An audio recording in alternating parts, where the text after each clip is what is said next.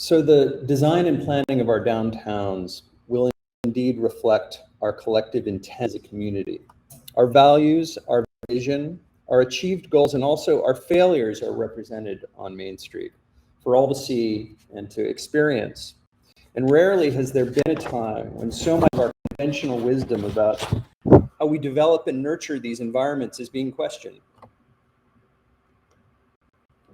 Cities, neighborhoods, and towns, even nations, often evolve much more quickly and decidedly as a response to crises. Communities respond to paradigm-shaking events through a kind of urgent creativity and ingenuity that tends to transcend established orthodoxies. History is witness to the positive and negative examples of these kinds of turning points, guided by collective values, whether good or bad. But one thing is for sure, and that is that rural areas have always been really good at this kind of no-nonsense problem solving. For in these communities, just like a family farm or a small business, there's little margin for error. Solutions just have to be found.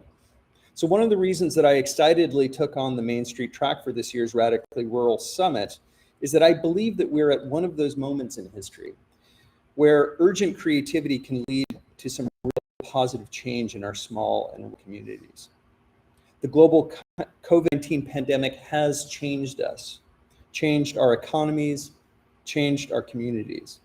But COVID has also brought to the fore many issues that had been bubbling under the surface for some time, that relative prosperity and entrenched institutional structures had kept more or less under wraps.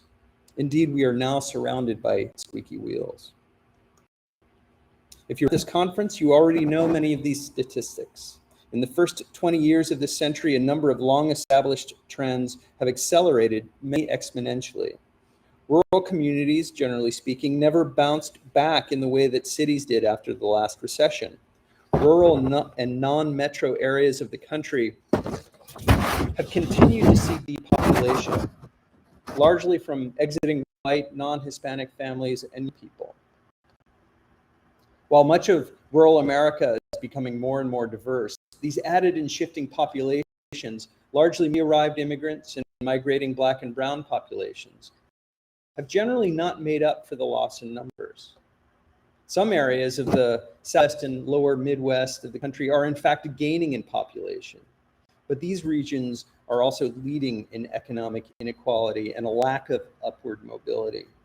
At the same time, rural and non-metro populations of the country, which occupy more than 70% of our land mass, are becoming older, with incoming retirees, urban transplants, and steady youth outmigration. In my own town, just down the road, the median age advances about 5 years every 10 years. Rural non-metro America has become increasingly economically diverse as well. We've had to. Agricultural extractive industries now represent less than 5% of rural jobs, while manufacturing, trade, and services dominate economic activity.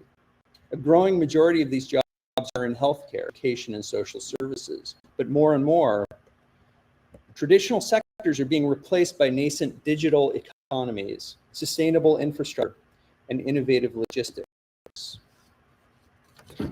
Many companies are beginning to end long-standing practices of outsourcing talent overseas and taking advantage of friendlier tax climates, affordable real estate, and lower costs of living and working in rural communities. But the main thing to keep in mind is that there's no one way to describe or characterize rural America. Each region is different, and each region appears to be in a constant state of change. There's one common condition that affects us all. Without a doubt, we can now see that the greatest challenge facing our communities, our nation, and the world is not economic development. It's climate change.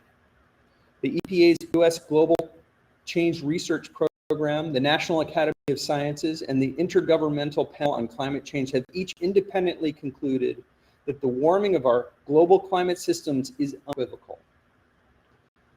Now, as a student, when I was introduced to the warning signs that were modeled and somewhat controversially published in Donella and Dennis Meadows' book, Limits to Growth, only to be followed up in 1992 with beyond the limits, I was perhaps cavalier, even dismissive, thinking, sure, we screwed up, but we'd be able to innovate our way to a healthier planet well before any permanent damage was done.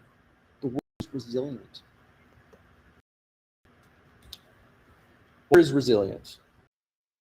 The natural environment and all of its built-in systems of checks and balances is now clearly suffering from the toxic of our built environment and any man-made interventions. So where does this leave Mainstreet? As I've noted, rural America is not monolithic. Each region, each town, each community is an individual collection of assets and liabilities. Each at its core has a rich and often complicated cultural and social history, a characteristic landscape, and accent. At the same time, much of the development and regional planning in the last half of the 20th century seems to have been working very hard to make all of our communities, north, south, east, or west, as homogeneous as possible. While every community is different, there are some characteristic conditions of our age that nearly everyone can recognize. We still, by and large, live in communities and landscapes designed and optimized for cars and trucks. Many of the core small businesses and local industries that once defined our downtowns were long ago marginalized or replaced by big box national chains that transformed rural landscapes. While we've had a booming economy in recent years, unemployment rate not seen since the 60s, economic inequality, whether measured to gaps in income or wealth between richer and poorer households, continues to widen. And the pandemic has changed the way we live, work, learn, and engage with the outside world. When will we feel safe again? The pandemic also exacerbated and brought into focus long-standing economic and regional inequalities, begging the question, when did any of these communities ever feel safe? So here we are at this moment of collective bewilderment, this moment of existential crisis. Many of the towns and communities that you represent are struggling with kinds of issues, standing at a similar threshold. Well, I, for one, I'm extremely excited about this moment. This is a time that calls for a new kind of seeing, an assessment of all things, a conversation with no agenda. I originally took the name of this talk from an aphorism commonly attributed to the French poet and philosopher Paul Valéry. As a youngish architect recently arrived at Skidmore, Owings & Merrill in New York, I was introduced to a book by Paul Weschler of the same name about the life and work of the artist Robert Irwin. Irwin's almost ecstatic wonder and lifelong rediscovery of years spatial relationships and a constant I'll come back to it in a bit, but first let's address my main thesis. Over the coming decades, we may very well take part in the transformation of our downtowns and village centers from what we used to call the central business district to what we might more accurately refer to as the dedicated Biodiversity Commons.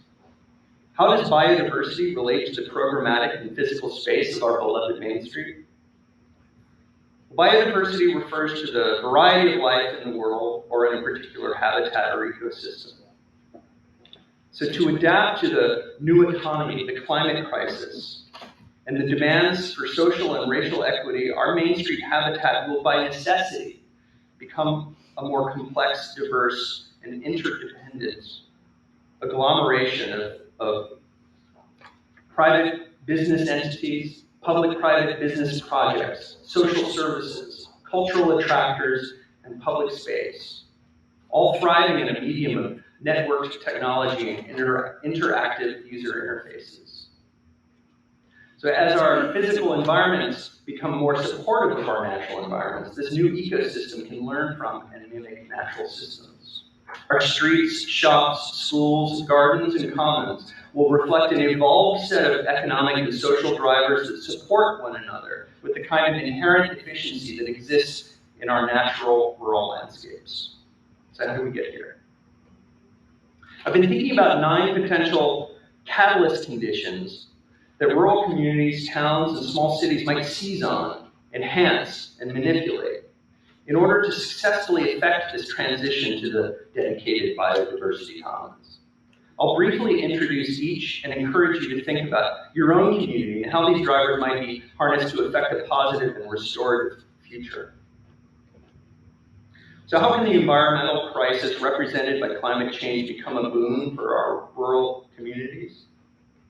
Well, for one thing, it's not like we have a choice.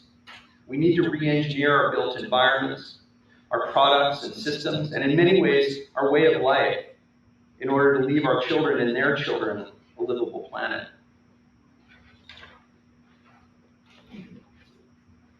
But again, urgent creativity is something that we're pretty good at. And the opportunity to develop sustainable infrastructures, energy systems, waste or no waste systems, transportation and logistics modes, and participatory design means that jobs, investment, and careers and sustainability and resilience are there. In short, a retooled economy. And climate change may actually drive more people to the country. Most large metropolitan areas are centered around coastal regions, large rivers or lakes. With rising sea levels, increasing rain and storms, hot and humid weather, cities, at least as currently designed, can become unlivable fairly easily. Just look at the recent impacts in cities like New Orleans and New York. As I've stated, the current global health crisis has instigated a number of changes in our society that may be with us indefinitely. Like the global environmental crisis, our pandemic experience suggests that we think differently about the built environment in order to ensure more resilience in the event of future public health challenges. For downtown, this might mean better access to retail healthcare as opposed to large centralized hospitals. Open space and sidewalks that function as adaptable living rooms or work and study pods. And partnerships between municipal governments and enterprise that adopt rules and zoning to prioritize resilience. This theme of resilience is woven through all of these drivers, but importantly, we should see our approaches to greater resilience as opportunities rather than burdens. Ecosystems are inherently resilient, and thus they can teach us a great deal about the design of successful environments. Now, biophilia is a term originated by the Harvard biologist and writer E.O. Wilson, and it refers to what he described as people's innate tendencies to focus on life and lifelike processes. Wilson also came up with the concept of consilience, which describes how true understanding comes from a synthesis of learnings gleaned by a variety of specialized disciplines or fields. In other words, interdisciplinary collaboration. For me, the trending public interest in ecological, programmatic, and economic triggers. Or we might reinvent traditional building typologies like greenhouses based on phylotaxic structures found in nature. The dedicated biodiversity common would also have to embrace other kinds of diversity. As we've seen, our rural communities are becoming more racially and ethnically diverse as a function of national trends, immigration, somewhat more affordable living, and economic opportunities. In fact, one of the things that seems to be keeping many rural communities viable after decades of outmigration is the influx of newly arrived families from South and Central America, Asia, Central Asia, and elsewhere. According to the United States Census Bureau, rural Native American, Asian, and Latinx peoples represent the fastest growing populations, closely followed by African Americans. These communities have proven to be important drivers for economic development, education, civic engagement. Our downtowns already benefit greatly from newly arrived professionals, small businesses, restaurants, and services. We should be striving to continue to make this public realm more welcoming and equitable through the celebration of diverse culture, affordable housing, and applied technologies that enhance wayfinding and communication in the community. These steps ultimately benefit the population holistically and pave the way for a more equitable, embracing society. Our downtown should be engaging, supportive, and representative of the beautifully complex American fabric of cultures, religion, sexual orientation, and generational representation. The idea of interdependency has become another foundational idea for me as I think about the future of our towns and cities. More specifically, I'm referring to the kinds of public, private, and institutional partnerships that are becoming more and more the norm in development, large and small. Mostly gone are the days of an independent developer aligned with an independent financial partner. While PPP structures are not new, I believe that the interwoven interests of enterprise, municipal governments, and local institutions, schools or museums, for instance, have become inextricably linked and will lead to a kind of evolved American capitalism. This is clearly a big conversation, but I see coming out of these refined arrangements are downtowns that represent creative mashups of formerly separate use types. Think the post office coffee shop, or the DMV co-working space, or perhaps the barbershop health clinic. One of the things that interdependency can engender is the embrace of failure and risk. Indeed, the cost of failure and risk are greatly reduced when interest is spread around a bit. If we're allowed to fail fast, we can iterate more successfully until the right formula is hit upon. Now, I'll only dwell on this topic for a second because, well, exponential advancements in technology, artificial intelligence, and digital interconnectedness have and will forever change our experience of the built environment. But also because Lane Brownstein will speak much more intelligently about this coming up. I'll just say that there's been a lot of discussion about the role of technology and information in the public realm over the last 10 years. While it's easy to be cynical about the potential for abuse and the reinforcement of societal inequities, I believe that we can build technological platforms that reinforce and support democratic society, create more transparency, and level the playing field for a much broader cross-section of our communities. The advent of the village operating system, for instance, could allow towns to manage energy, waste, transportation, supply chains, and public services in a much more efficient, sustainable way. Our small towns and cities will be designed by and for a younger, digitally native generation who will once again find a reason to stick around. Now, we all talk about this one a lot. How do we make rural communities more enticing and supportive of younger people?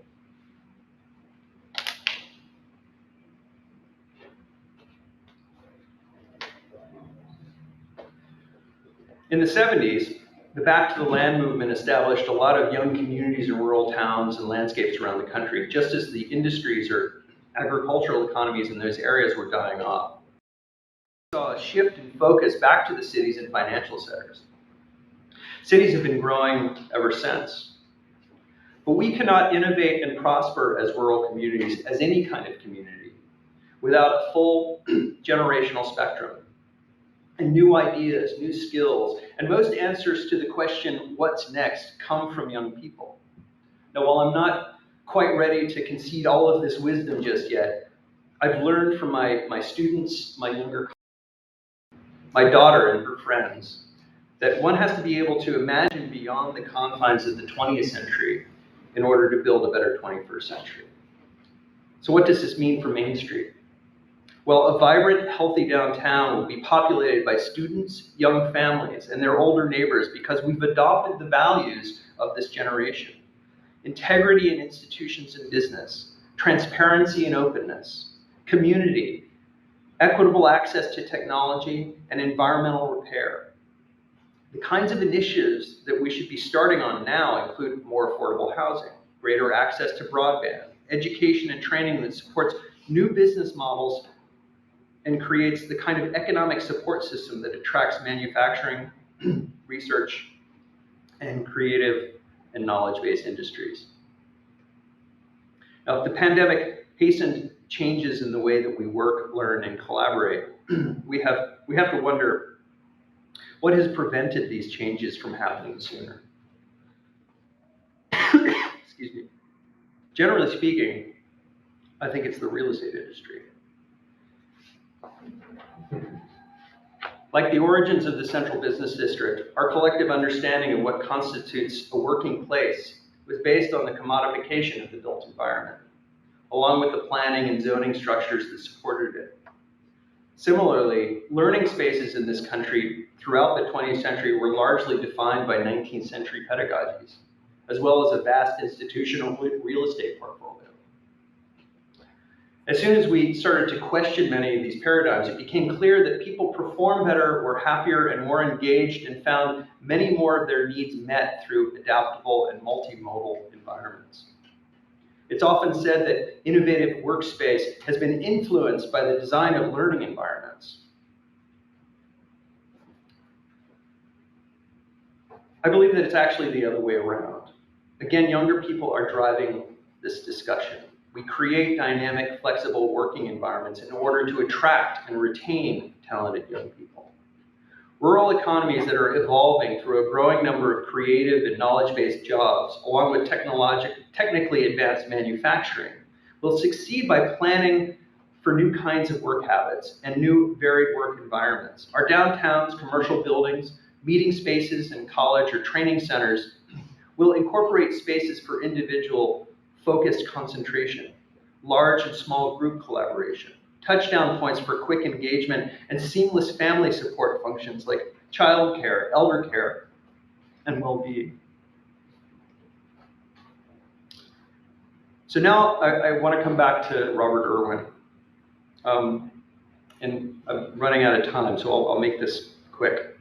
I want us to reflect on this idea that we need to work like there's no tomorrow for our downtowns, our main streets, for them to become the responsive, resilient, and supportive environments that they'll need to be.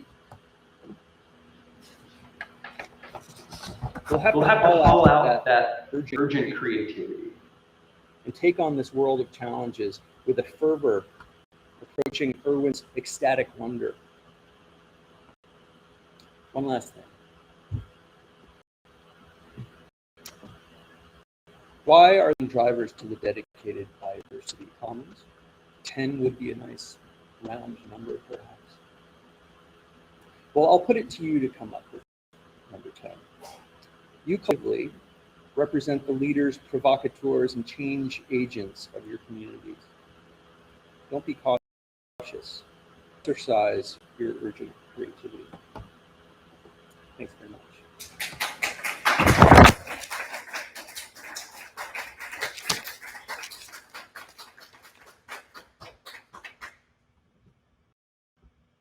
I appreciate your attention and patience. We're going to move to a presentation by Ben Rankin. I think for time's sake, if we can save questions for a little bit later, jot some things down. Hopefully all of these presentations will be related enough that a lot of the themes that you're thinking about will be just as relevant in a few minutes. So I would like to introduce and welcome Ben Rankin.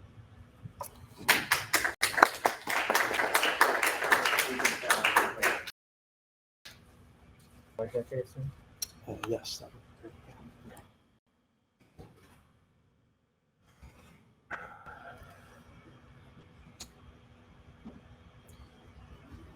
So Rick, in the matter of hot dogs while we're waiting, how about a hot dog is to a pig in a blanket? There's of course the geographic Main Street where people and traffic flow through, and there's also a hidden or often not very visible economic Main Street. That's the flow of funds in and out of communities. The funds come in, the funds go out, the funds go through, and there's of course a fair amount of overlap with the actual Main Street, but they're not completely congruent. And so I think part of the aspiration of many small communities is to increase the traffic and get more money to stick around in the community for a while. I remember being in Forks, Washington, a little town, an old lumber town that was way down on its luck. And a woman in a history museum, a local history museum there, talked about how they were down to passing their last dollar around. And I thought that was a very nice metaphor, that community is passing the last dollar around. And then the Twilight books brought lots of tourism into Forks for a while. Not every community has a teen supernatural romance written about it, but that was working for them. So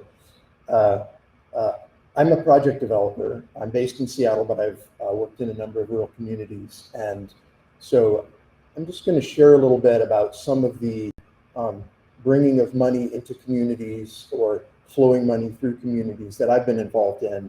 I don't quite know who all, of course, is in the virtual and physical audience. And so I'm just going to graze over a number of things in 3 or 4 projects that I've worked on, and hope that there might be something of interest for many of the people here.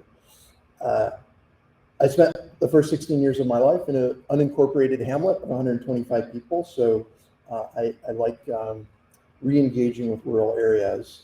But I work now a lot with heavy industry, steel, cement, pulp and paper, and I work in real estate, housing affordability, and historic preservation in particular. So I work on waste and energy. My heavy industry projects are mostly around waste and energy reduction, and my real estate projects are mostly around sustainability, or excuse me, around affordability and historic preservation. So project development is an intersection of need and capital. Sometimes it's born out of the need, sometimes it's born out of capital looking for a need to service, and sometimes it's born out of something completely unrelated that finds needs and capitals to flourish. A friend of ours has described me as a constraint capitalist, and that term has stuck with me because I do think that's the way I work. You know, the term entrepreneur is somebody who finds a way between. That's the literal definition of the French word. And I find that projects are most successful when you can embrace the constraints within which you have to work, and in fact go and seek them out, rather than immediately coming in and saying, you know, I know what I want to do, and I'm gonna do what I want to do and bull everybody out of the way. Some people actually work quite successfully that way. I work better having everybody tell me what isn't going to work for them, so that we can together find the way for the water to flow. It's kind of more the Aikido than Taekwondo approach, maybe, where you start with a block of marble and you kind of, you know, you say, okay, well, this is the thing. And then you sort of chip away at it, and the sculpture that you want to create emerges, because often what you think you're going to do is different from what you end up doing for any number of reasons, often around those constraints. So, like I said, I'll talk about 3 or 4 projects. And I'm going to start with the most popular, the project in the most populous place, which has 12,000 people, Brattleboro, Vermont, just a half an hour from here. And I'll ramp down to about 125 people, and then maybe, if we have time, even into more rural areas. In Brattleboro, we recently bought a small building. I want to talk about this project because I want to talk about how an investor, an outside investor from way on the other side of the country, might think about investing in a small community, what might bring them to a small community. So specifically, this is a small project. It's a 17-unit apartment building with 4 commercial spaces on the ground floor, 130-year-old building. It's downtown, just a block off of Mainstreet, under $1 million project. So why would somebody invest in Brattleboro? In our case, there's much less competition for an investor in a small community. It's very frustrating to work in a big coastal city where there are any number of enormously wealthy, very sophisticated investors chasing any opportunity that comes forward. So it's rather nice to say, here's an opportunity, and then have a fairly high rate of success in actually being able to seize it and work on it. There also tend to be more stable cash flows. Investing in a small community tends to be more of a dividend than a growth investment. The amount you have to pay for a property relative to its cash flows tends to be less. On the other hand, you probably won't see the same kind of large growth. We chose Brattleboro for several reasons. It's an appealing town because it has a number of attractive old buildings. It has a sense of community. I met a number of people who seemed congenial. It had good restaurants. It had the Vermonter coming up from New York City. surrounded by lovely nature. All that was great. Happened to also be working on another project with some partners, keeping the local paper mill from closing. And so I got to locally, which leads me to, there's the building in Brattleboro on the left, along with Brattleboro Main Street. So the local economic development folks are tremendously dynamic. Adam Granold at Brattleboro Development Credit Corporation has been a wonderful person to work with, and even though they didn't help us with the building project at all, it just gave me sort of faith in the community. So and this has happened for me before, when even if there's no actual direct connection between the local economic development folks and the particular project I'm working on, having that, having a sense that there's a dynamic engine of making things happen in the community is, makes one feel good about coming into a place. Vermont also is, I know I'm in New Hampshire today, but Vermont's a wonderful place to work. The Vermont Economic Development Authority is excuse me, is a really terrific agency, very helpful and supportive. Efficiency Vermont is a great organization for energy projects, supporting energy projects of various kinds, which leads me to another motivation for doing this project. This building had a bunch of old 100-year-old coal-fired boilers in the basement, and there was an opportunity to switch them to biomass, which was an appealing thing for me. Just the sense of being able to improve the building right off the bat. So I will say though, why biomass? It's burning stuff. We're trying stuff anymore. And the reason I put this slide up is I think it's very important, both if you're the sponsor of a project or if you're a community that's welcoming a project or potentially welcoming a project, to challenge the PR. So it sounds great to switch from coal to biomass. And I feel good about that decision, but was it the right decision? Could we have done solar? Could we have done heat pumps? Could we have done something that would have actually been more more environmentally beneficial to the community and over the long term? I'm not going to go into why we made the decision we did. We made the decision we did, but we all need to challenge ourselves and one another on the things that sound good on the surface. Peel back a layer, get a little radical, and don't just settle for whatever people says is a good thing. So the next project I want to talk about is at a little village in France called Saint-Julien-l'Arve. It's we've gone from 12,000 people in Brattleboro down to about 2,500 people. This is a chateau. We bought it from a nunnery, a group of nuns who had bought it themselves in the 60s, and we're now moving to a smaller facility. This was a cultural project. There were about 35 people at any given time, an intentional community of mostly Americans, a couple of $1 million project organized around an attempt to start a theater company that would tour Europe and also support itself through hosting study abroad students at the chateau. It's a lovely spot, 50 acres, beautiful buildings. Sounds somewhat glamorous and idyllic, and it was much of the time. But the reason I wanted to bring this up is, on the one hand, I think it's worth thinking about what micro communities exist in and around a community, and are they being fully engaged? Or if you're within one of those, how are you engaging with the broader community? Because there are all kinds of micro communities all over the place, whether thinking about Brattleboro again, the theater school there, the circus school there, or whatever it is. There are all kinds of communities that develop, and in our case, we were bringing in a new one. Obstacles for us, we tried to reach out to our neighbors and organize concerts and fireworks and things like that to connect with the community, but it was also very easy to be insular.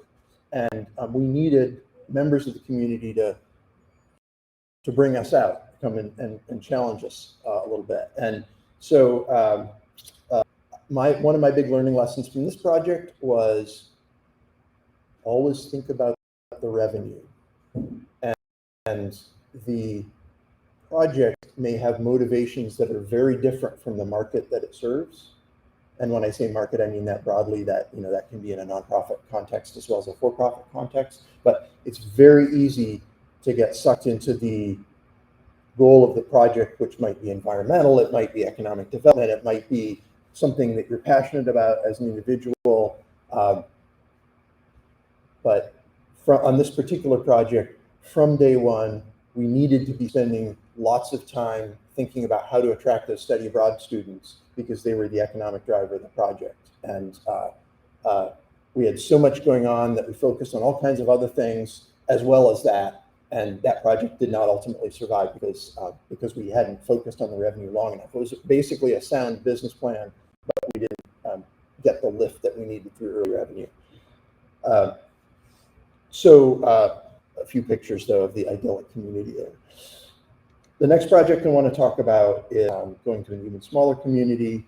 This on the left is what was in the location in 2017, and on the right is what's there today. This is a straw pulp mill in Starbuck, outside of Starbuck, Washington, a few miles outside of Starbuck, Washington. Starbuck is the second largest community in Columbia County. It has 125 people in it, very rural area. This pulp mill is the first modern pulp mill to use wheat straw instead of trees to make paper pulp. And over on the right, you see a bunch of straw bales. Each of those weighs a half a ton. And the mill's design parameters are ultimately to drop one of those on a conveyor belt every minute. So 500,000 of those a year going through the system.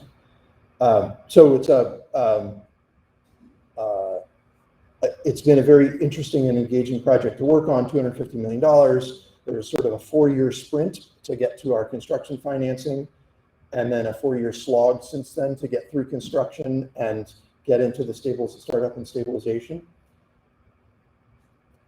This particular project was financed about 75% with something called solid waste disposal bonds. If anybody has a waste-based project in your community, I highly recommend looking at that as an interesting tool. It's a good project finance tool. And that leads me to one of the couple things I wanted to say about this project, which is that it's, I think there's a habit for many people of assuming that if you want a project in your community, it's likely going to be attracting a big company in to do that project. But the truth is that projects can and do get done a lot by independent developers of various kinds, or independent sponsors. And there are all kinds of financing tools out there to help make that happen.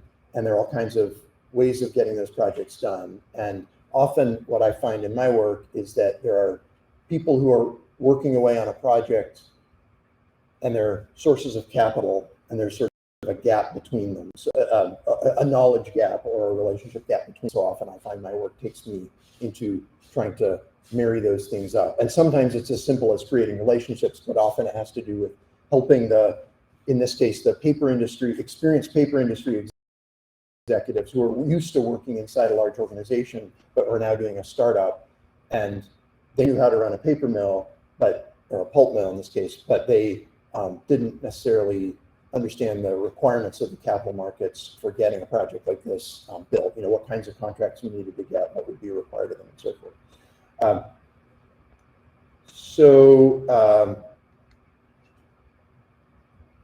Lots of good uses for straw pulp.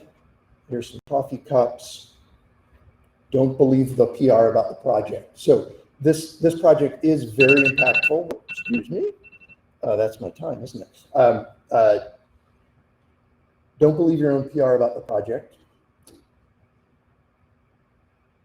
There's a great environmental benefit to not deforesting, and there's a great environmental benefit to not burning the wheat straw off the fields. Less chemical use, less water use. But you have to ask yourself things like, well, what does happen if you take the straw off the fields? What are the environmental consequences of that? Are you reducing the nutrients in the field? And it's so easy when you get sucked into a project, either as the sponsor or as a supportive community. It's so easy to just not ask those hard questions. But often it's those hard questions that make a project better. So I really encourage that. How resilient and how real is a project? Will the taxes it's going to generate, will the taxes you believe it's going to generate really be there? From the sponsor side, we're thinking hey, great, we can get a B&O tax, a business and occupation tax exemption, without really thinking about, oh, well, what that means is that the county is going to get the money that it needs to, create the supportive infrastructure. We built our budget on the basis of this tax exemption. The county didn't know that they weren't going to get the money.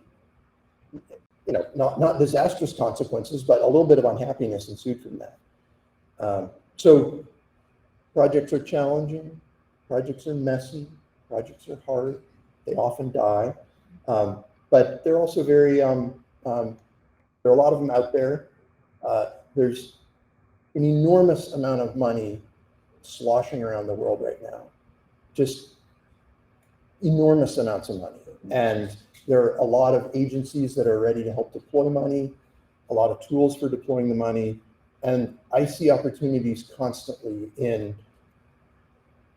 energy and in solid waste and in agriculture and in all kinds of industrial, manufacturing situations and housing and microgrids. My business partner is just starting to work on a microgrid project in Eastern Washington. So I'll be around for the conference. Happy to talk a little bit more about individual projects because I love talking about projects.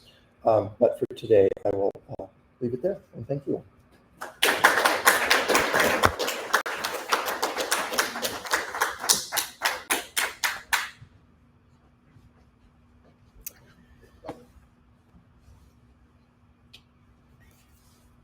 Thanks very much, Ben. We're going to take a 5-minute break. We're going to continue on. Derek Lumsden is an economic development director in rural Northeast Iowa. He's spent the last 10 years revitalizing downtowns and helping communities find innovative solutions to local problems. He focuses on strong strategic planning, volunteer cultivation programs, and finding alternative revenue streams to realize local priorities. Derek and I have been communicating over the past few months about sort of all of the different themes that we've been picking up in these discussions. And he has, I think, some really important firsthand experience and perspective based on that experience that's going to be really helpful and enlightening for this conversation. So please welcome Derek Lumsden.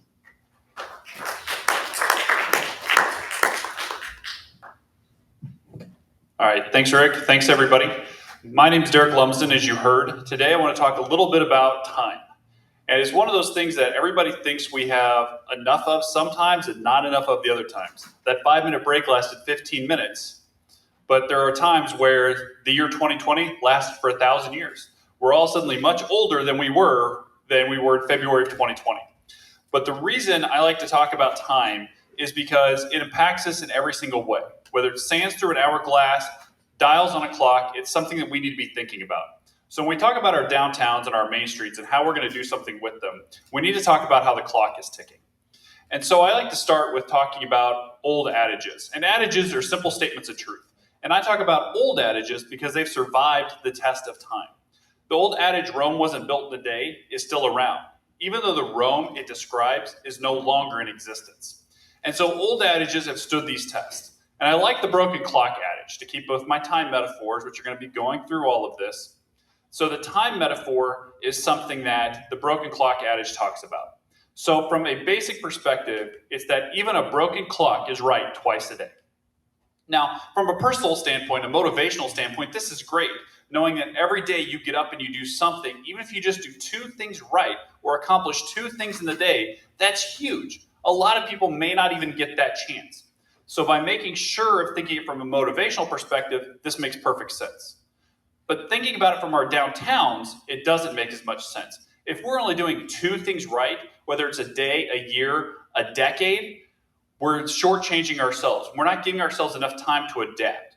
You heard Rick talk about urgent creativity. You heard the speaker this morning over at the church talk about the agriculture perspective that she's put into place over the course of the last decade and how it's just now starting to take off. You heard Ben talk about 4 years of getting something up and running, now 4 years of going through something else. All those things take time. But if we're only focusing on the two things we do right in our communities, or on the two things that make us known for who and what we are, we're like a broken clock. It's something that people know that exists, we know it's there, but we're not doing anything more. We're happy with the status quo.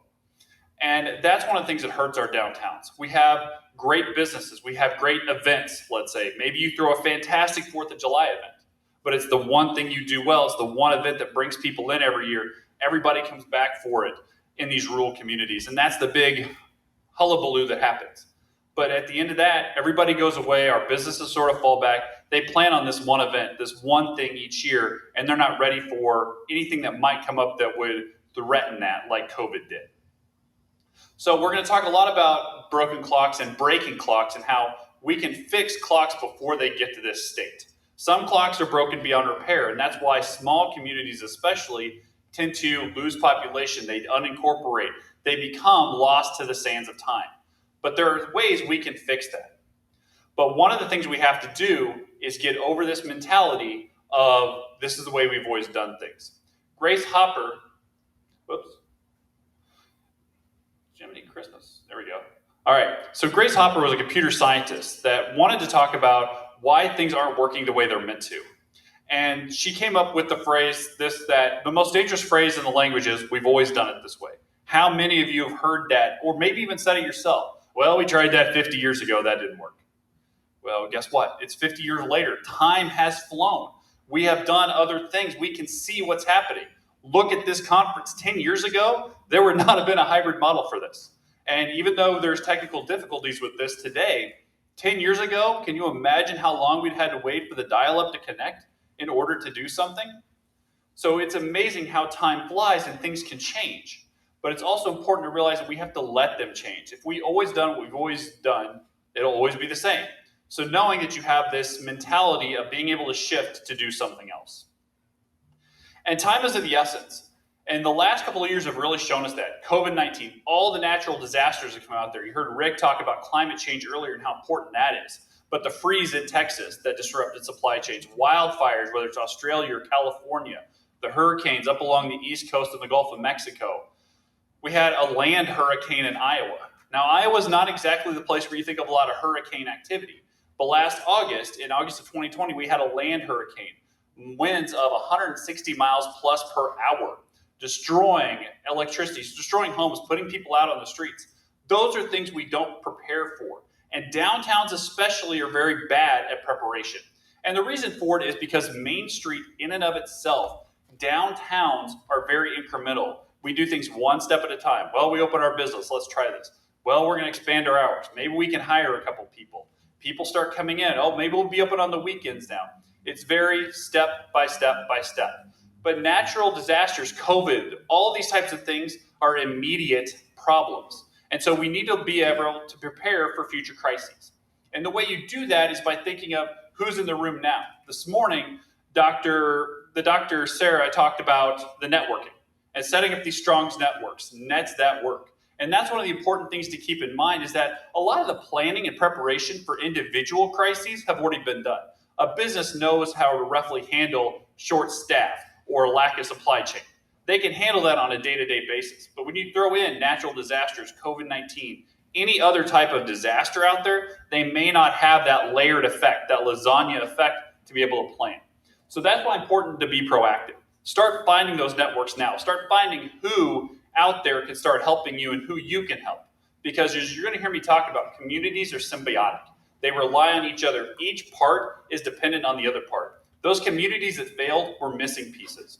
And they ran out of time to develop those pieces. And that's why they don't exist anymore. Or like Rome, they don't exist the way we used to know them. So everyone does maintenance work. And just like timepieces need work, whether you're changing the batteries, winding the clock, checking with your other watches to see what time it is to set, you've got to know that everyone does the maintenance work. And I'm going to break it down into three main categories. One is cities or counties, primarily cities. One is businesses. And the third one sort of groups the rest together of nonprofits, but also the volunteers or community members that make these things happen. So we're going to start with cities, but I have a question first to see if anybody knows the answer. If you've already heard me ask the question, you're not allowed to answer the question because that's cheating. What's the number one reason people stop in a community? Gas? No. Restroom. Number one reason people stop in a community is to go pee. Boy, I just don't know if I can make it to the next rest area. Or I've got to get gas anyway. I had to pee, but I might as well get gas while I'm here. People stop because they need to use the restroom. Now, a lot of people are going to say, well, we have all this great stuff here. They stop because of that. Probably not. If they're coming there, absolutely. Like yesterday, I was touring around the Northeast because I got here a few days early, and I went to Salem because I'm a big fan of the movie Hocus Pocus, and I had to see where some of that stuff was filmed.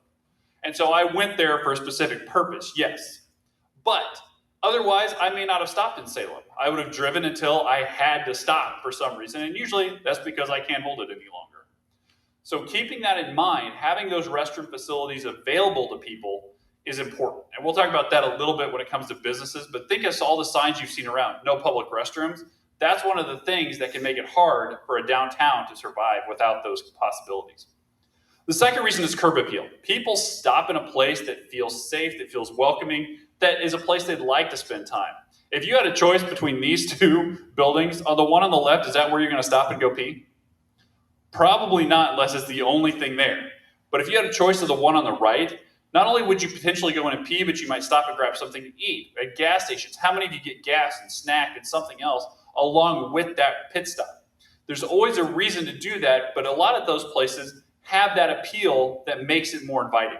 So from a city perspective, this is where cities have the biggest advantage. They can make stuff appealing. They have the funding, they have the resources, they can do things like these planters. Parks and Recreation can do those planters. They can have some of their street department keep the sidewalks and streets clean. These are simple things that fit into the work that they already do. And that's what makes it easy and to have curb appeal. 70% of first-time transactions happen because of curb appeal. All right, so in cities, what they do, so this is an example from a town I used to work in called Osceola, Iowa. It's a town of it was just under 5,000 people. The census put it over 5,000. So years ago, we were talking about how do we bring people downtown? And we had some great businesses and some great businesses that were thinking of opening. But the biggest problem was how do we get them there? And we realized that we just didn't have anything special. There was nothing curb appealing about it. We had sidewalks, we had parking, we had businesses. Well, guess what? Every town has those. And a lot of towns have street trees and stuff too, just like Keene does. What we did is, that's not showing it. What we did is we developed this master plan of what we wanted to do. We can more or less say start over. What would we do?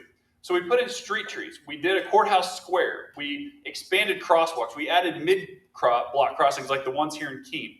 We shrank the streets. We expanded the sidewalks. We did a number of things. And what we really did was we went into every single business and talked to every single property owner, and we did a survey. We collected the data of which of these items are you in favor of. And overwhelmingly, and I could go through the data another time, but overwhelmingly, over 55% of every question, I think except for one, everybody agreed with what we were doing. So we had the businesses on board, we had property owners on board, and we had the city on board. The one entity we didn't have on board, the long strip there is a state highway. And so we didn't have the DOT on board. So that's one of those partnerships that we neglected to think about. We had everything ready to go. We're ready to pull this trigger. And the DOT said, well, you can't do that bottom strip. And so what we did is we started looking at some of the different programs the DOT had to see could we work it into something that might already exist.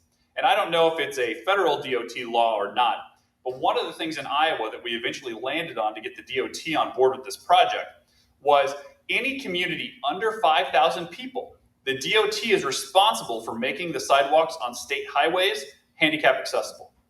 And as you know, a lot of old rural towns, unless the cities have done them themselves, a lot of the sidewalks still have those giant curbs that people are easy to fall off on. So we went to the DOT and said, well, we're going to be doing handicap accessibility improvements on the other three sides of the square. We'd love to do it on Highway 69.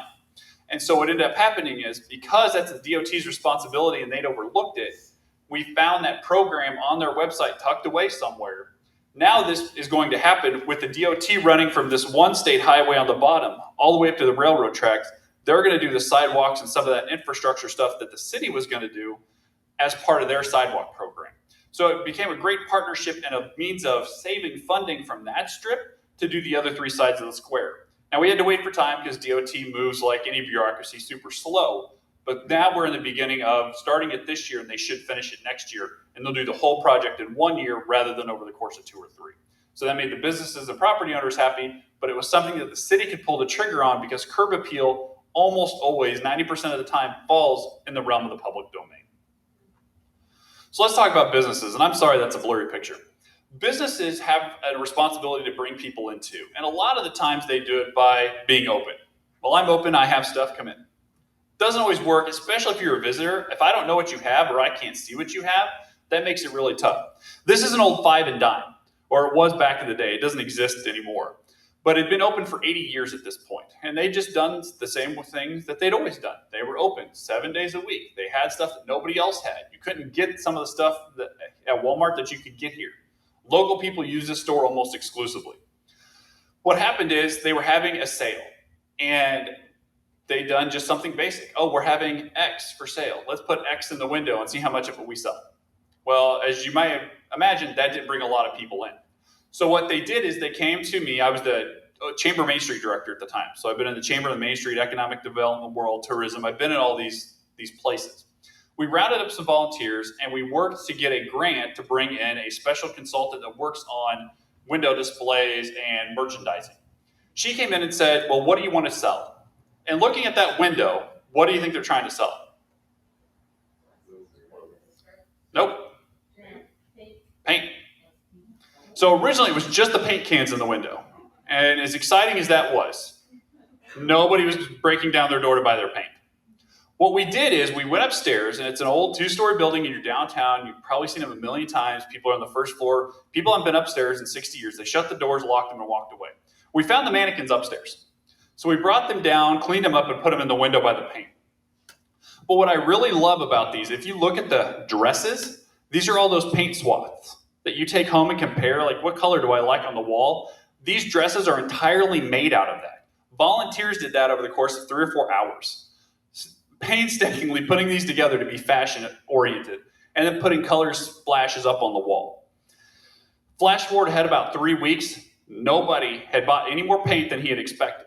But people had started taking pictures with these people. They'd gone inside to ask questions, and while there, they were buying more things. By just being open, by being proactive to allowing somebody to do something different, they were able to monopolize on something that otherwise might have hurt them. And so keep that in mind, whether you're a business or a nonprofit or even a city, that there are ways to be proactive. There are partnerships out there that a lot of people may not realize could work until you try. But being proactive means you got to step out of your shell. You can't wait for people to approach you because you have all these great ideas. Go ask somebody sometime if you can do something. And then these talk about different things businesses need to do. Over the course of the last couple of years, obviously being open, better hours, having online technology, whether it's purchasing online, even having credit card machines. In small rural towns, how many places still require all cash or local checks because they don't want to pay the fees associated with the cards? So making sure that you're in this 21st century conversion. I always think of Dr. Emmett Brown going to the future where he got this hovercraft conversion on his DeLorean to fit in with the people that are happening in the future. Those are things businesses need to do too, that you've got to convert to what people are at now so you can be prepared when the next step happens. If you're still living in 1950, when 2050 happens, that 100-year jump is a lot harder than 10 years at a time. Thinking back the time metaphor once again. Doing some experimentation, talked about that already, and then surcharges. So if you're going to be someone that charges for some of the different things you have to do, like credit cards, or last year, a lot of people were putting COVID surcharges on their receipts, that we had to spend X amount of money on PPE or the dividers or whatever it was. Then they put a little charge on there, and it was noted, COVID surcharge, 35 cents, COVID surcharge, $2, whatever it was, being honest about it. They were proactive in putting it on the receipt so people knew what it was for, and they weren't just thinking prices were going up. Knowing why prices is going up is a lot more effective at retaining business than just raising prices. And that was one of the good ways to do that. All right, so nonprofits and volunteers. So nonprofits tend to be that glue, that missing link that connects businesses and the city and the community. Now, not every city has a lot of them. Some communities, the community I live is a community of 200 people, thanks to my family moving in. And so they don't have any local community organizations. It's literally that small. So it's a group of individuals that get together and meet and try to think of what can we do. This year, they're talking about buying new Christmas decorations. But in larger communities, especially once you get up to where they have a chamber or a Mainstreet or some type of economic development organization, those nonprofits can really be the glue that brings those partnerships together. People look to them first as sort of a clearinghouse for information. So one of the things nonprofits do well is what we call street time. They get out on the streets, people see them, they walk into business, they ask how it's going. They help remove the burden from the local government. I know in my job, I write a ton of grants because the city administrator doesn't have time for it. So we've gotten millions of dollars of grants over the last few years because I had the time where she didn't. And we're able to use that partnership to develop other partnerships with local businesses and local property owners. So making sure that street time and burden removal are there, and as well being resource aid. Ben talked about all the different kind of resources that are out there, and there's never been more available than there is now. Making sure that you're a clearinghouse for that information as well, saying here's what we do, here's how we can help you get it done, whether it's getting the EIDL loans out or helping with PPP loans that were out there earlier, or some of the different statewide COVID programs through the ARPA money and the CARES Act. Getting that information out there is important. And that's usually done through the staff side of a nonprofit. But volunteers are just as important. The problem is volunteers are really the hardest commodity to quantify because of what Rick talked about earlier with population. Especially in rural areas, a lot of population is decreasing. It sort of swings on this pendulum. Sometimes it goes up and sometimes it goes down. Right now, we're sort of on this downward swing where almost every rural community lost in the last 10 years. And that's because they've lost those services. They've lost that local contact. They don't have broadband. They're not accessible. All those drivers that Rick talked about make it hard for younger people to be there. Plus, in your downtowns of dying, and my generation, so millennial generation and Gen Z are very good examples of this. How many of you were told as kids, well, don't go downtown, it's dangerous, it's not safe, nothing's downtown. We were taught to go elsewhere. And so it's hard to teach an old dog new tricks, but we've got to start bringing them back. And you do that through innovation. So having things like live music, having things like breweries, things that bring them in. Maybe that's not super innovative now, but you think it back to the early 90s, early 2000s, when those were just starting to become hyped. That was very important. And God, that's 20, 30 years ago. Again, think how fast time flies.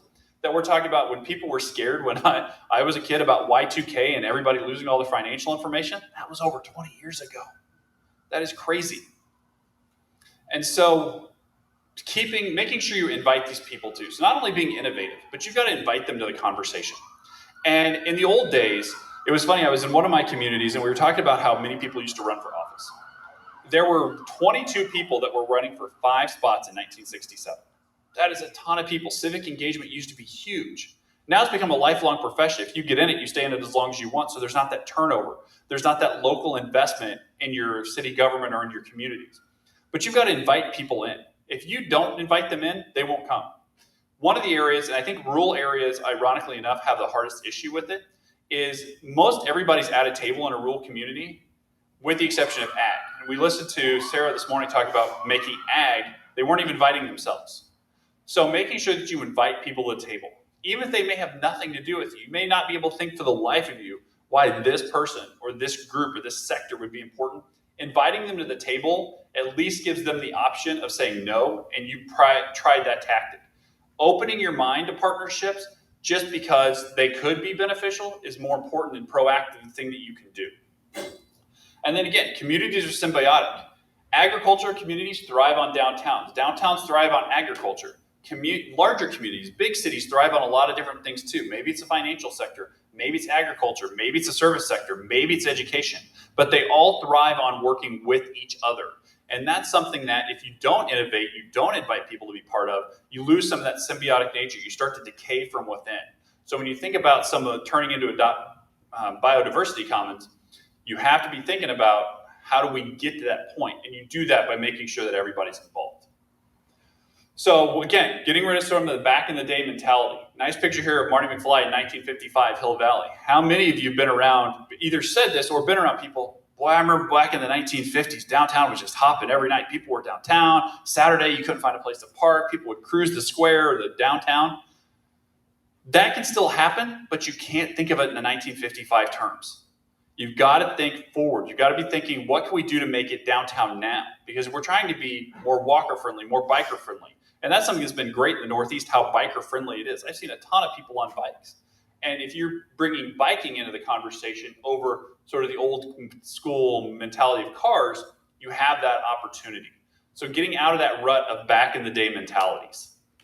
And then remember, Mainstreet is incremental. Crisis is not. Mainstreet takes time. Development takes time. Partnerships take time. Crisis doesn't.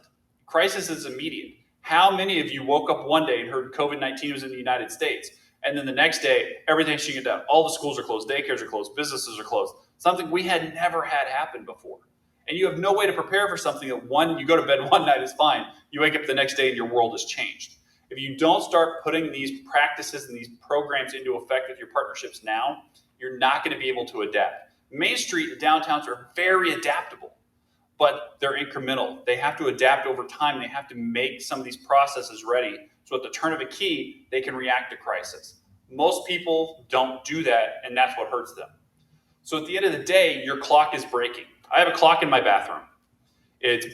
We've had it for 20 some years now. It's easily breaking. I set it ahead back in March when we sprung forward. And it lost a couple of minutes over the next few months. And I was like, okay, well, I know it's within a couple of minutes. So now, I looked at it the other day, it's probably anywhere between 2 minutes and 4.5 hours off. And you know what? I didn't do anything about it. And that's how we were in our downtowns. Well, somebody will get to it. My wife will notice it. She'll fix it. Somebody will put batteries in it. Well, we're going to have to fall back in a few weeks. I'll just wait till then and try it. But we lose that time. Time is important, and it's not something we always have a lot of. So as our communities, as practitioners in our downtowns, as people that can bring these partnerships together, it's important for you to get out there and do something now about what you want to see. Because remember, at the end of the day, that didn't work at all. Anyway, if anybody noticed that, it was from Independence Day. When Jeff Goldblum comes into the president's office, he's realized it's a countdown. And he turns his computer around and he goes, the clock is ticking. Whether it's on your downtowns, your personal life, whatever it is, the clock continues to tick. And if you don't do something about it, time will run out before you're aware of it. Thank you.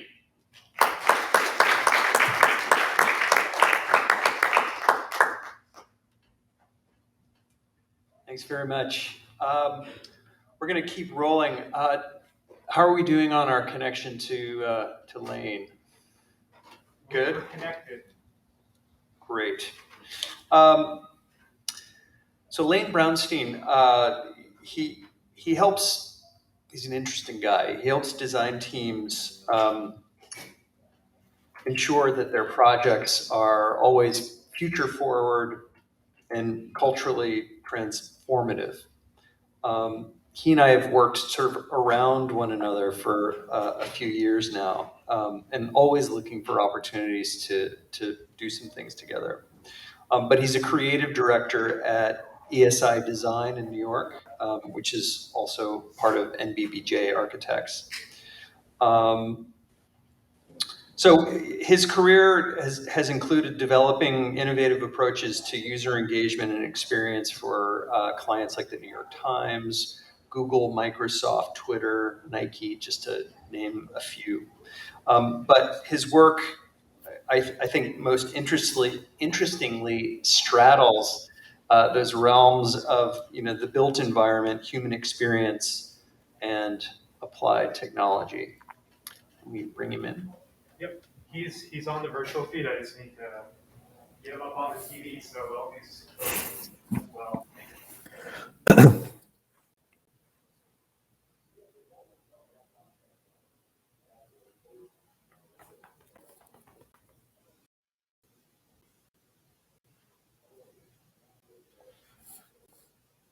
Cool. Can everyone hear me?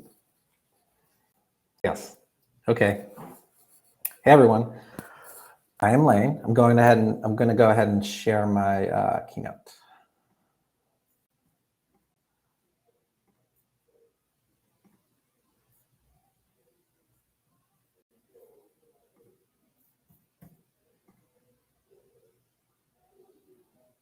Local to global experiential. So I'm Lane again, and I'm in charge of creative at ESI Design, the experiential studio at NDVJ. And this is some of our work.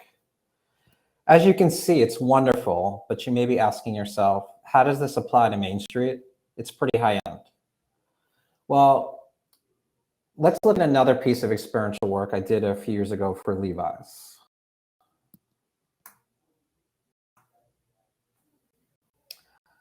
So this was called Station to Station, and this is a cross-country engaged and challenged artists like David Bowie, Patti Smith, and quote unquote regular people to collaborate and create. These artists could get on or off a vintage train, any iconic city in the US, evoking the spirits of pioneers and artists that use these trains for travel. And I reimagined actual creative tools that were used on these trains into Internet of Things enabled tools that could capture new art and could be shared globally.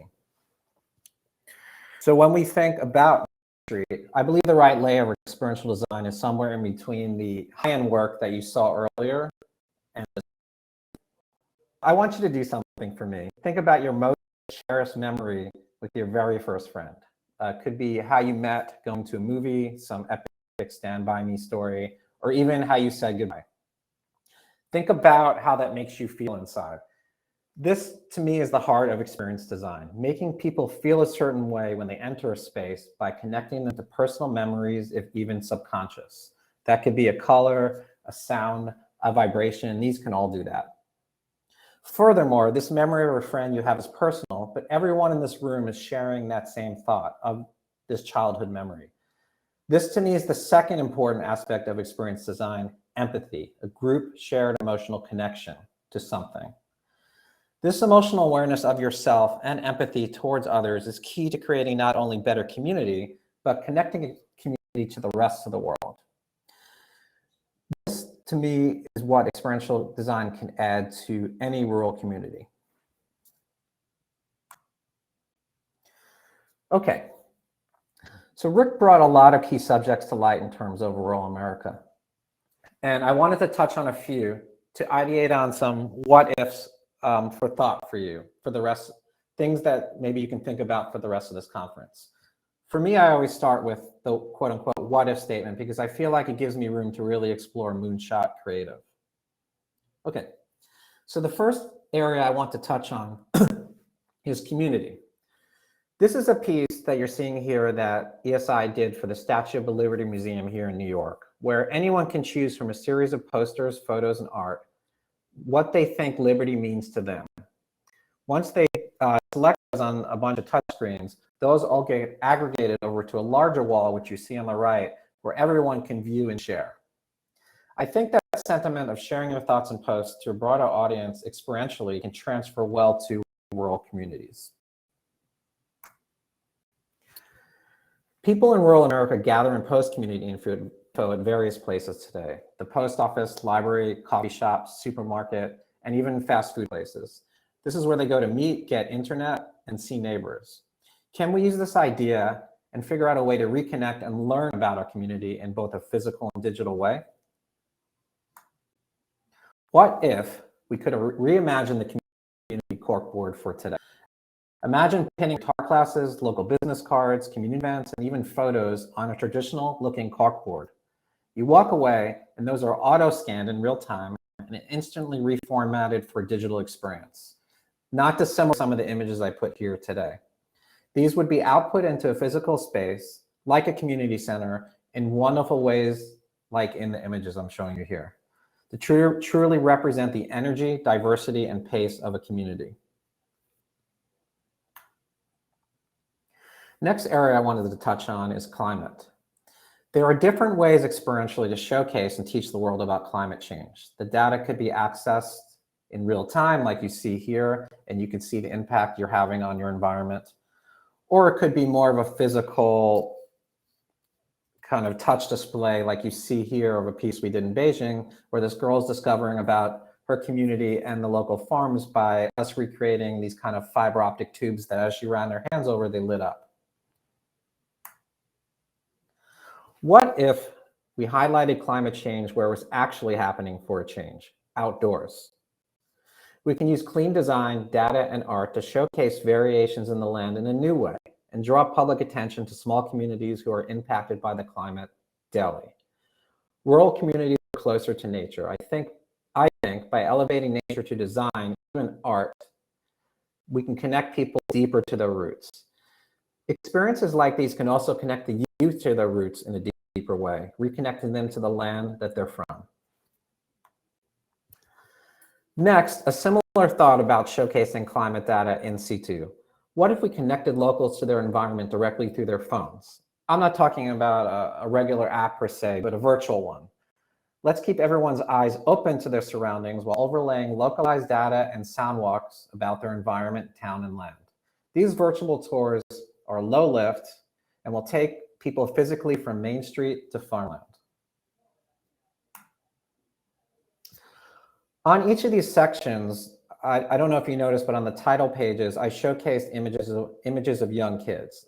This is important because they are key to the lifeblood of these rural communities. We want these kids to stick around. We don't want them to leave. All of the previous what ifs apply to that.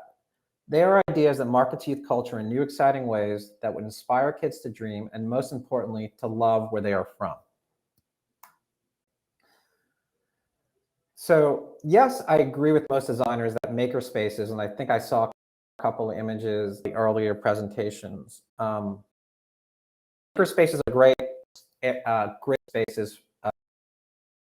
You can set up on kids' new modern era, but you can't just build it and they will come. You need to think about the programming for these spaces. I get a lot of decks from a lot of different clients where they're just like, we're just going to stick an art space or a maker space in here, and they kind of drop the mic and walk away. And it's not that simple. What if we show kids that they can reuse and readjust their current environment into anything they want? What if kids really reclaim their town? Like you see here, old videos, newspapers, all of it. We can create maker programs for kids that teach them about how to look at the world around you for inspiration, and in turn create a deeper connection to it. This is a converted church made into an amazing contemporary art museum in Austerlitz, New York off Route 22. I drove by it a few weeks ago and I just had to pull over. The font was awesome. Everything was just amazing about this. It inspired me to think about all these empty buildings you see in these small towns in a new light. So similar to youth reclaiming the materials around them in these rural communities, what if we reclaimed our spaces? We can show our youth how to look at their lives and location in a fresh light.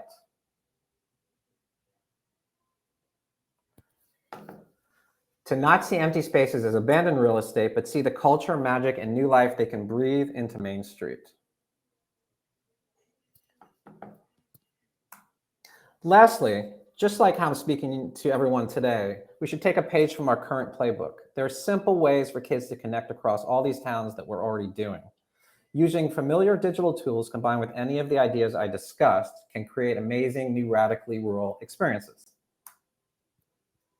Thanks. Oops.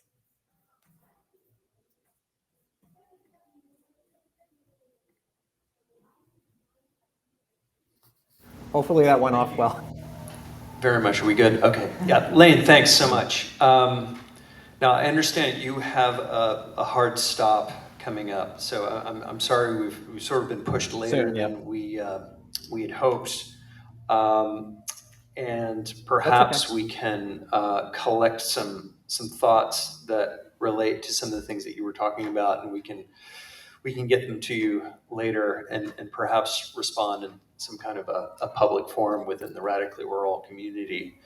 But again, really appreciate everybody's presentations this morning. I think we are running up on time. If we can go over a little bit, is that permissible? There's no other use for this space in the meantime. So we don't have any sort of technological cutoff. We're wide open. Okay. Well, I know all of you also need to have lunch. So let's try to have an informal conversation for 10 or 15 minutes about some of the ideas that were brought up today. And I'd like to invite the speakers up to the front here. And our good friend Derek Borowski, who's always prepared with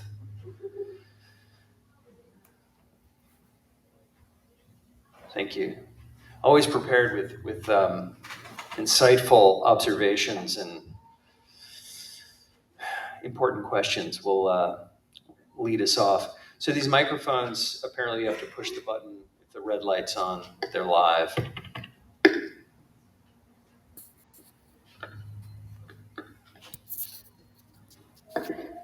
Hi, everybody. Thank you all for the presentations. Just to get us going, I feel like I need to go back to the beginning, Rick, and I want to challenge you on the biodiversity question. And I want to be a little bit of an instigator here. So this is the first time I've seen all the presentations, so I kind of want to just bring up some issues that come to my mind.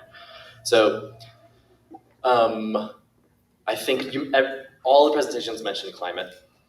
And so we know from the get-go how horrible humans are at understanding complex systems and their ramifications. So I am intrigued and excited by this idea of using biodiversity as a more than a metaphor, but really a model, right? Like that we can actually reproduce the intelligence of nature on our Mainstreet. My question is, since humans are so horrible at understanding complex systems, how do we start that system? Like, how do we get it going? I think E.O. Wilson would probably tell us that there's some triggering event, right, that kind of gets it going. Like, how do we start it? And how do we not mess it up like we've been doing to our planet? Yeah, I mean, I'll only start this answer because I think some of you may have some much better thoughts about this. But the thing that I come back to is that this kind of complexity, exists in human structures as well, in human societies, and we're so inured to it that we don't even know that it's happening. But if you imagine that a place like New York City exists with 9 million people, all living, working, traveling, and having a good time around each other every single day of the week, it's impossible. Like it doesn't make sense on paper. The fact that there's the lack of crime, the lack of technological screw ups. I think that my point being that we're more prepared for complexity than we think we are, and I think that a lot of the and now I'm drawing on all of these presentations is that the kind of incremental step-by-step application of small acts can really start to develop a bigger impact, relatively quickly. I feel like that. I was just going to turn over. I feel like there's a thread of these small acts in all of the presentations, and so I was going to invite you guys. Yeah, I just wanted to say, we talk about the built environment. Architects talk about the built environment, and I think for me, the thinking about the grown environment is a really useful change, especially, for instance, when you're working on a big project. There's this real pressure, the train is moving, the clock is ticking. And so you got to plan it and you got to execute. And, if you don't, really bad things happen. However, and I think what happens is the train leaves the station and it's like, okay, we're going, we build it. And so projects get thrown up, they get designed fast, they get built fast. And even if it's done thoughtfully, it's also done start to finish quickly. And I think creating contexts in which we can grow projects, in which, by which I mean things happening by chance, many voices impacting the development of the thing, opportunities for follow-on, that, you know, space left for opportunities for follow-on. All these things seem really important to me, and it's difficult. But I think again, you know, just in my own little world, thinking about project planning and figuring out how to grow projects, I think there's a lot more thing that I need to do about that, and I think we could get better about building that into our planning process, building growth rather than engineered solutions. I think there's something to this idea of growing projects and growing our main streets. And I wonder if, I love the example of the paint store and the storefront window. And I wonder if there's a way that we could enable that kind of consultancy as a service. Like, is there a way that we could seed that in communities so that that kind of thing could grow in other places, like where you don't live? Like, how might we make that like a seed in any community? Like, how do you make it happen? Well, I think for the most part, it's already there. So a lot of people have that ability to do it. These were local people that, for the most part, came together and did that. They had a consultant that came in and sort of, you know, tested the waters, like, let's try this. And we did it in more than one building, but that was probably the most impressive one we did. But there's a lot of people, whether, you know, you have like local art students. We brought a ton of local art students into downtowns before and said, you know, what would you want it to look like? You know, they do murals. We've had tons of murals done by high school students in other towns, and that's across the country, bringing in, you know, people that want to go into fashion design or whatever it is, doing some of these types of things. So those people exist, but it goes back to the idea of inviting them in and making it simple. You know, Rick said it's people are able to handle very difficult concepts, but a lot of times the things we want to talk about are very simple. So climate change is a great one. You talk to farmers a lot of the time, and a lot of them I've said, you know, they hate to talk about climate change because it's all this stuff that they can't see, or it's just those types of things. But when you put it down on their level or what they see every day, well, what happens if you tear out these trees? Well, the soil just doesn't last as long. We start to lose some of those, you know, nutrients and stuff out of the soil, so we have to plant something to keep it there. Putting on a very local level makes these things come out of the woodwork, including those ideas like the paint store that was very local level. What did they used to do? Well, they used to use mannequins. How did they do it? They spruced them up. And so those are very simple steps to overcome this sort of complex idea.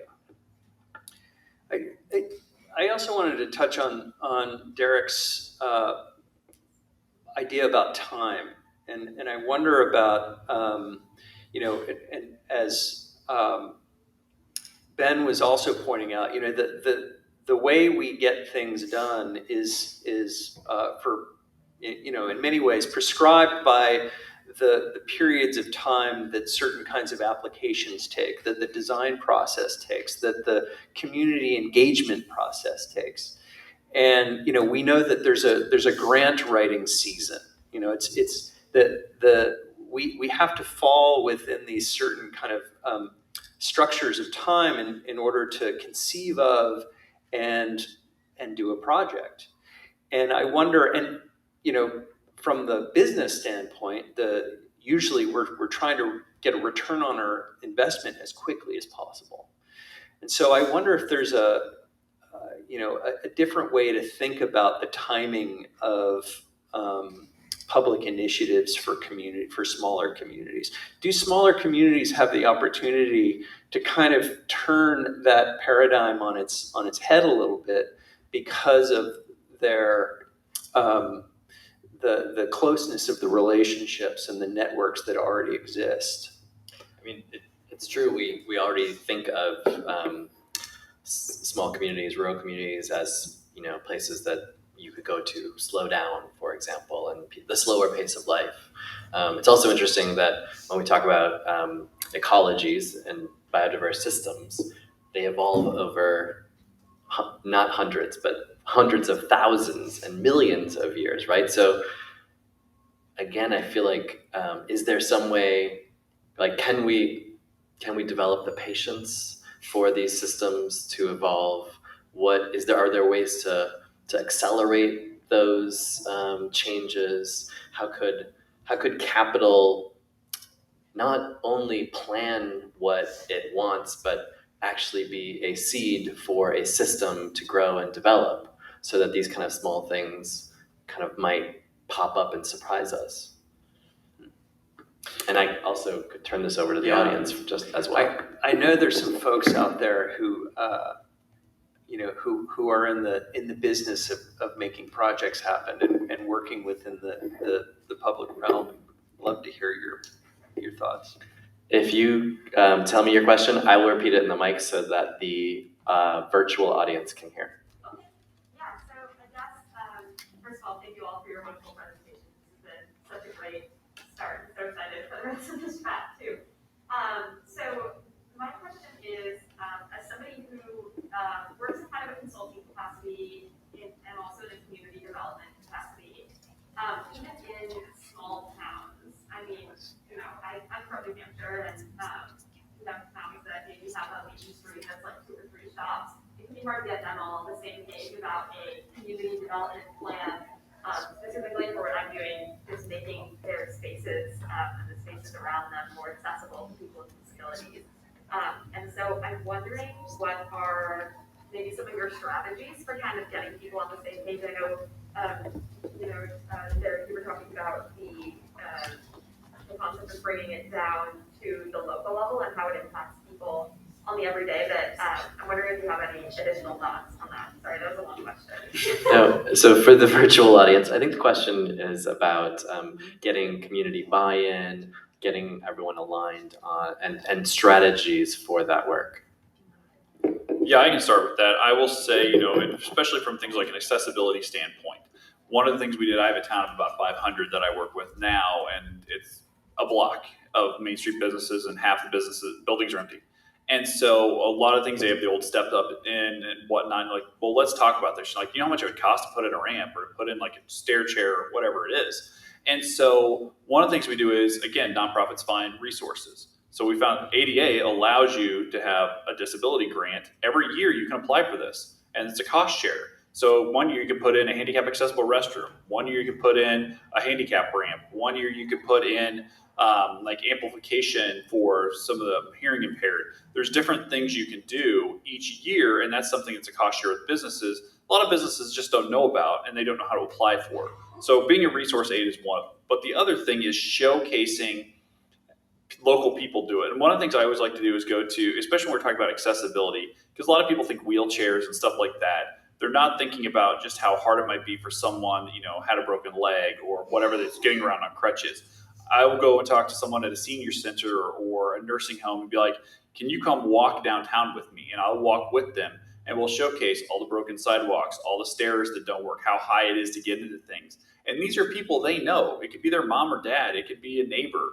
And showcasing it again at that local level. Here's a partnership that developed but it's not a traditional form of partnership. It's, hey, spend an afternoon with me downtown and look at some of the things. Maybe we can get that different perspective out, because I'm not in that position yet. So I have a harder time adjusting to those types of needs.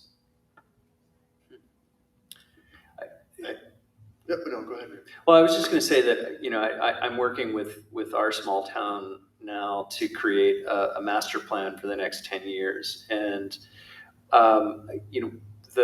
the most interesting part of this process, and also the trickiest, is defining a collective vision for who we are as a community. And I think that's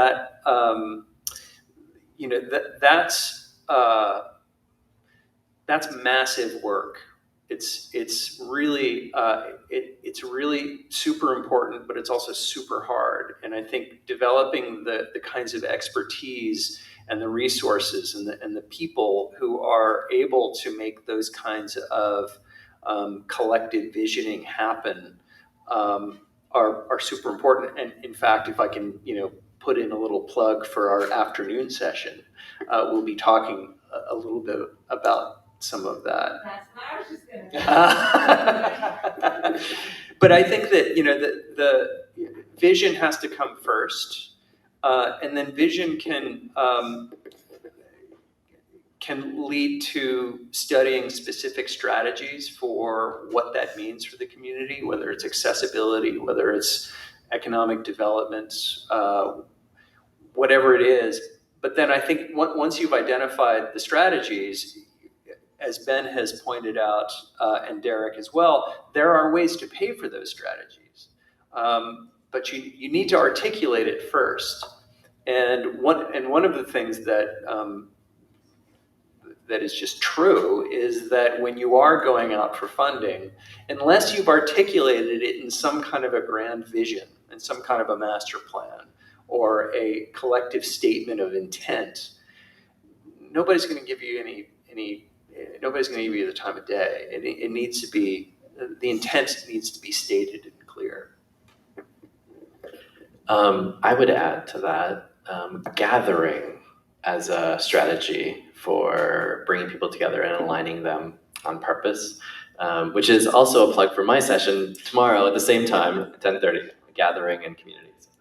I'm going to jump right back in there. I got to thinking about it when Rick was talking. The other thing you can do from a community standpoint to get people motivated to do something is tell them the exact opposite of what you're doing.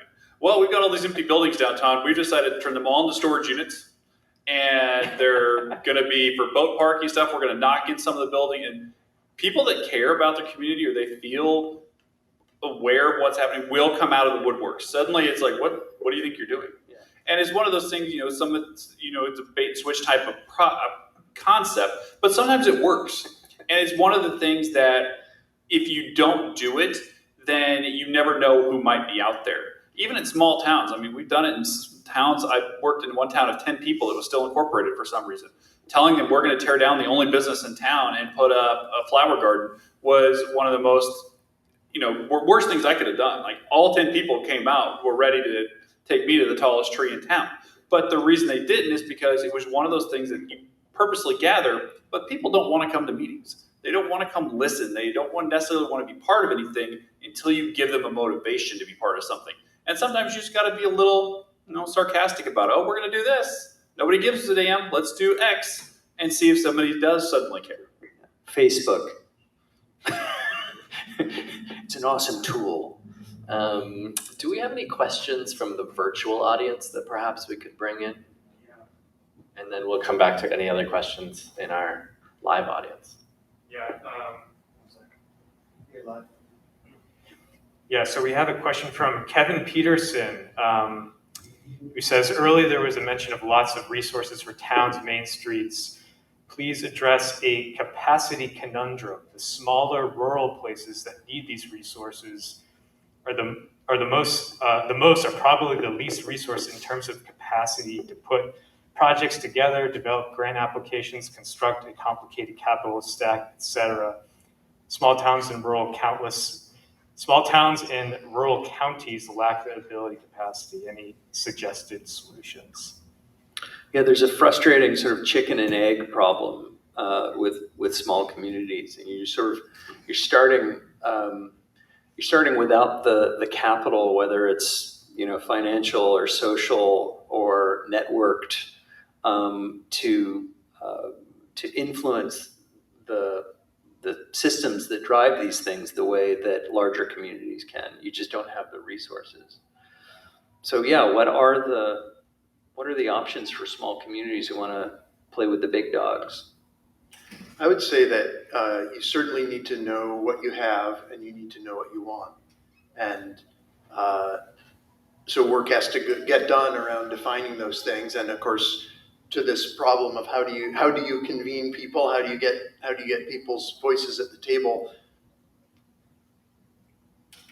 But there and sometimes what you want is unrealistic. What you want is for all of the vacant buildings downtown to get filled back up again in the next 3 years, and for Main Street to be filled with happy pedestrians and flower boxes or whatever. Well, what of that can you do? And to the issue of incrementalism,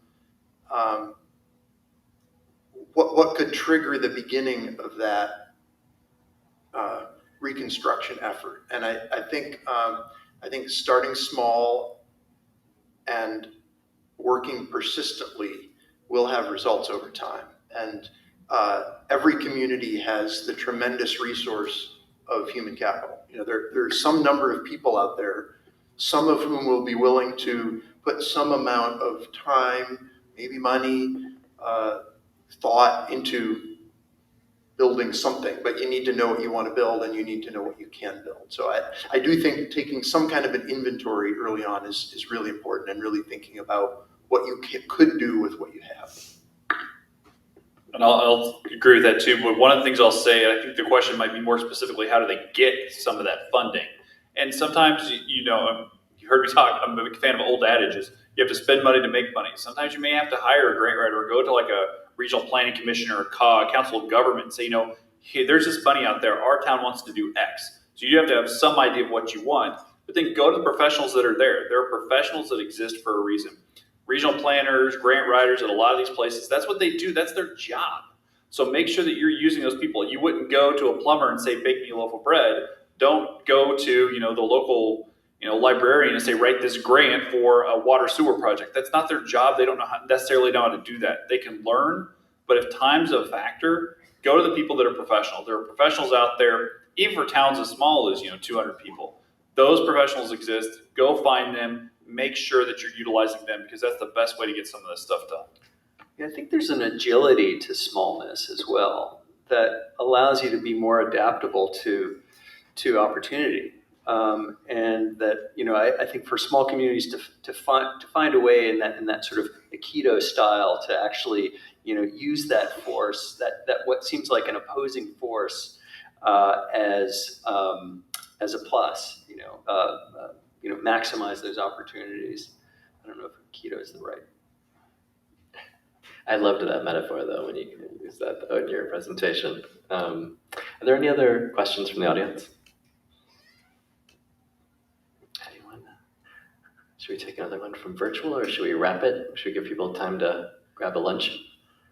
Todd, anything else on the virtual? I wasn't seeing any. Okay. Yeah. Great.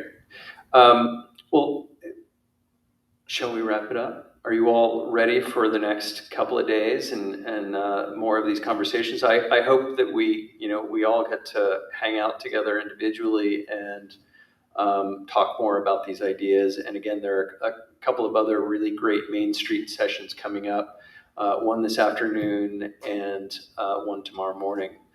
So please come along. I want to thank Todd and the rest of our crew here for facilitating all of this and making this very complicated